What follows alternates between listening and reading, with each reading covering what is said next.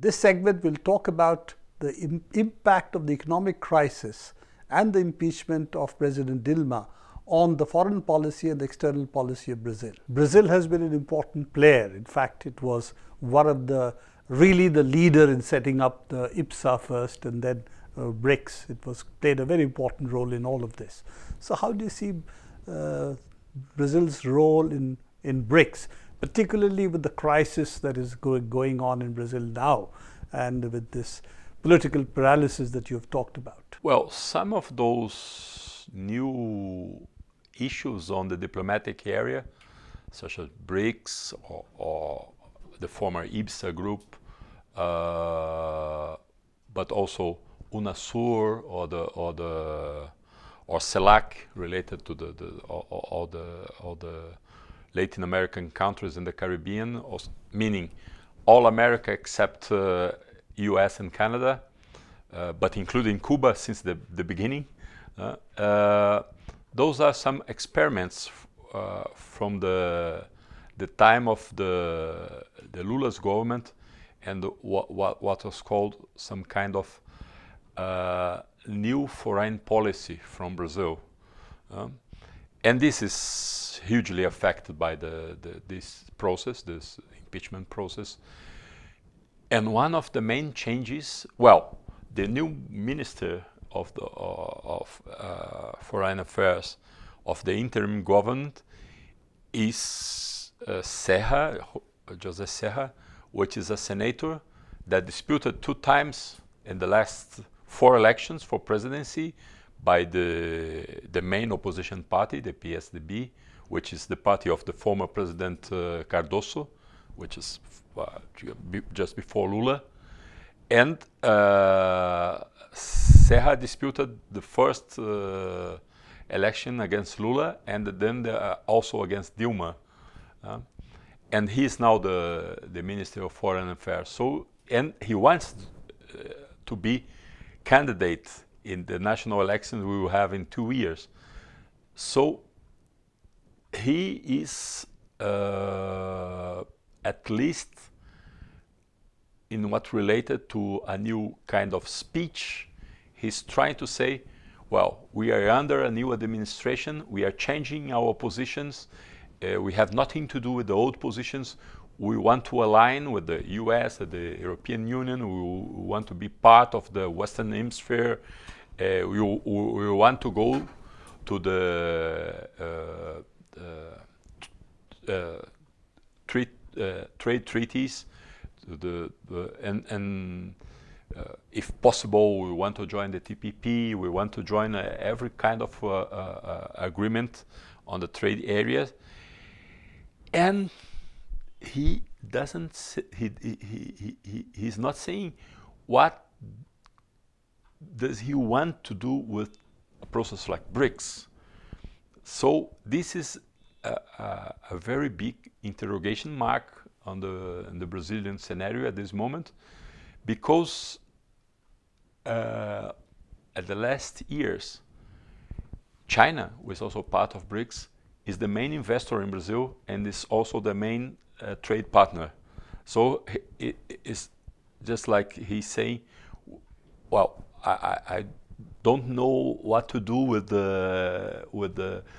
our main partner, our main economic partner at this moment. So institutions like mine institution, REBRIP, which is the Brazilian Network for the Integration of People, which follows the economic issues related to the foreign affairs in Brazil.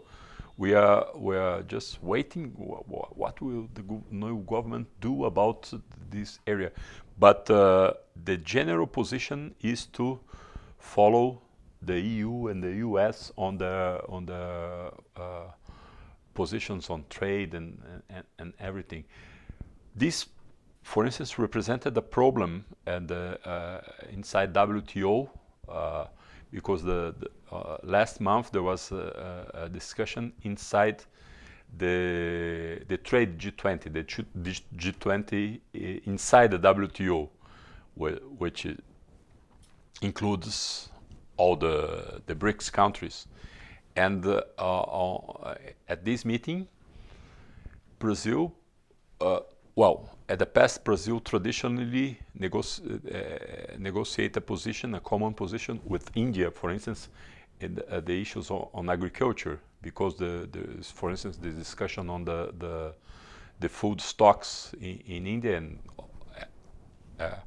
all this represented, for instance, in the Nairobi WTO meeting at the end of last year. And so in this meeting 1 month ago in Geneva, of the G20, the WTO G20 countries, Brazil was very far from the Indian position, for instance, just saying, no, it's the question of exporting food products and not having some stocks on that. So if you don't have rice, you have to go to the international market. You can't subsidize, you can't have food stocks again.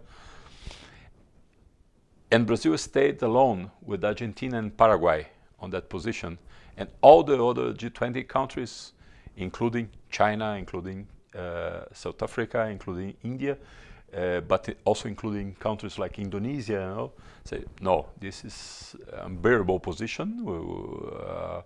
We can't just think on food exports. We have our people.